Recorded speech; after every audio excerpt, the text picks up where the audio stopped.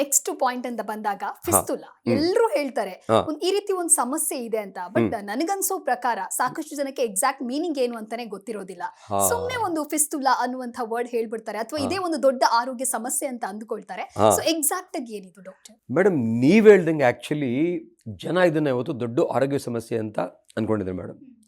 ಇಂಡಿಯಾದಲ್ಲಿ 10% ಜನಕ್ಕೆ ಫಿಸ್ಚುಲಾ ಇದೆ. ನಾನು ಆಗಲೇ ಹೇಳ್ದಂಗೆ ಫಿಸ್ಚುಲಾ ಆಗೋದು ಕುರ ಆದಾಗ ಒಡೆದೋಗಿ ಫಿಸ್ಚುಲಾ ಆಗುತ್ತೆ. ಎರಡನೇದು ಕುರ ಆಗುತ್ತೆ, ಆಸ್ಪತ್ರೆಗೆ ಹೋಗ್ತಾರೆ, ಡಾಕ್ಟರ್ ಅದನ್ನು ಪಸ್ ತೆಗಿತಾರೆ. 50% ಜನಕ್ಕೆ ಫಿಸ್ಚುಲಾನ ಗಿಫ್ಟ್ ಕೊಟ್ಟು ಕಳಿಸ್ತಾರೆ ಮೇಡಮ್. ಅರ್ಥ ಆಯ್ತಲ್ವಾ?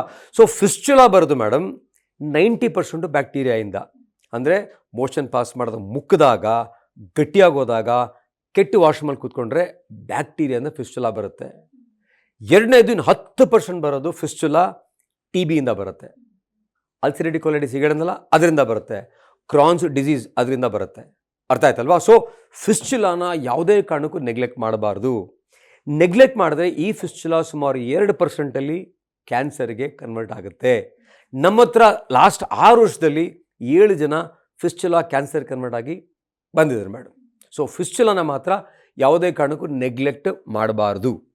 ಓಕೆ. ಸೊ ಡಾಕ್ಟರ್, ಇದು ಫಿಸ್ಚುಲಾ ಅಂತ ಹೇಳಿ ಗೊತ್ತಾಗೋದು ಹೇಗೆ? ಅದಕ್ಕೆ ಇರುವಂತಹ ಲಕ್ಷಣಗಳನ್ನ ತಿಳಿಸೋದು. ಮೇಡಮ್, ಫಿಸ್ಚುಲಾ ಆದರೆ ಆ ಗುದದ್ವಾರದಲ್ಲಿ ಪಸ್ ಹೋಗ್ತಾ ಇರುತ್ತೆ, ಸ್ಮೆಲ್ ಬರ್ತಾ ಇರುತ್ತೆ, ಅವಾಗ ಸೀಲ್ ಆಗುತ್ತೆ, ವಾಸಿ ಆಗುತ್ತೆ ಅನ್ಕೋತಾರೆ, ಮತ್ತೆ ಬಸ್ ಬರುತ್ತೆ. ಇದೇ ಥರ ಎಷ್ಟೋ ಜನ 5, 10, 20 ವರ್ಷ ಹಾಗೇ ಕಾಲ ಕಳೆದುಬಿಟ್ಟಿದ್ದಾರೆ.